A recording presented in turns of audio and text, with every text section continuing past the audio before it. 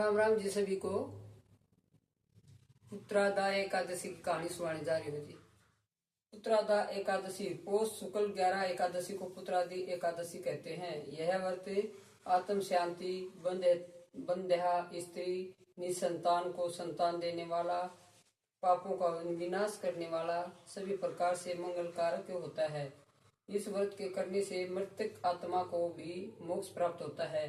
यह नारायण भगवान का ही व्रत है।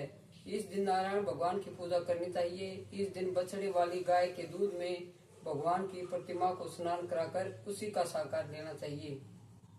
ये विधान बताया है।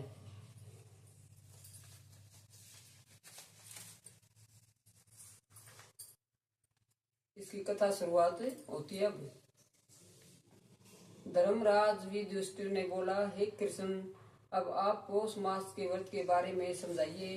इस दिन कौन से देवता की पूजा की जाती है तथा क्या विधि है। इस पर श्री कृष्ण बोले, हे राजन, पौष शुक्ल पक्ष की एकादशी का नाम पुत्रादा एकादशी है। इस पूजन विधि से करना चाहिए। इस व्रत में नारायण भगवान की पूजा करनी चाहिए। इसके पुण्य से मनुष्य तपस्वी, विद्वान और लक्ष्मीवान होता है। इसकी मैं एक कथा कहता हूँ, सुनो। भद्रावती नगरी में सुकेतमान राजा एक राज्य करता था। वह निपुत था। उसकी स्त्री का नाम सेवया था।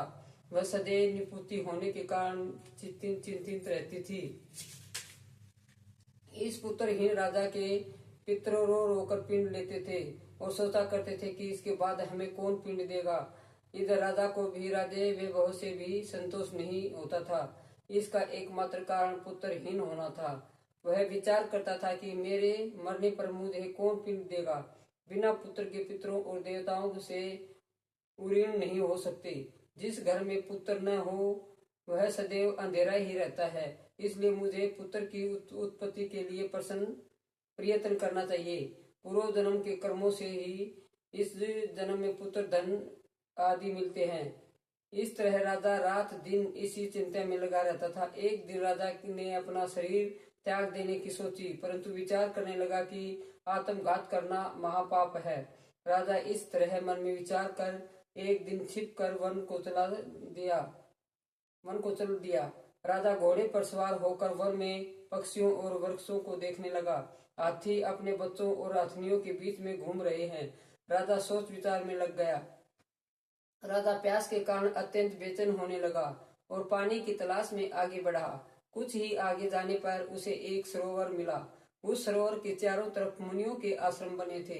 उस समय राजा के दाहिनी अंग फड़कने लगे।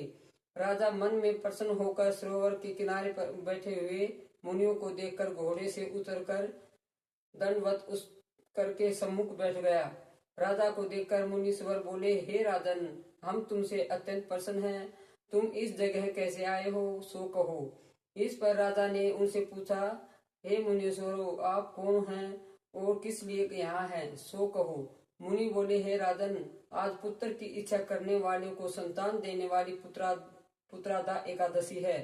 हम लोग विश्व देव हैं और इस सरोवर पर स्नान करने वाले हैं। इस पर राजा बोला, हे मुनीश्वर, मेरे भी कोई पुत्र नहीं है। यदि आप मुझ पर प्रसन्न हो तो एक पुत्र का वरदान दीजिए। मुनि बोला, हे राजन, आज पुत्रादा एकादशी है। आप इसका अवश्य ही व्रत करें। भगवान की कृपा से आपके अवश्य ही पुत्र होगा। मुनि के वचनों के अनुसार राजा ने एकादशी का व्रत किया और द्वादशी को पारायण किया। मुनियों को प्रणाम करके अंत में अपने महल को वापस आया। अंत में रानी ने गर्भ धारण किया और 9 माह के पश्चात उसके एक सुंदर पुत्र रतन पैदा हुआ। वह राजकुमार अंत में अत्यंत वीर, धनवान, यशस्वी और प्रजा पालक हुआ। श्री कृष्ण भगवान बोले, हे राजन, पुत्र प्राप्ति के लिए पुत्रादा एकादशी का व्रत करना चाहिए। जो मनुष्य इसका महात्म्य श्रवण और पठन करते हैं उनको श्रवण मिलता है। श्री कृष्ण भगवान जी बोले, हे राजन, पुत्र प्राप्ति के लिए इस पुत्रादा एकादशी का व्रत करना चाहिए सबको। जो मनुष्य इसका महात्म्य सुनता है और पढ़ता है उसको स्वर्ग मिलता है। बोलो एकादशी मैया की जय हो।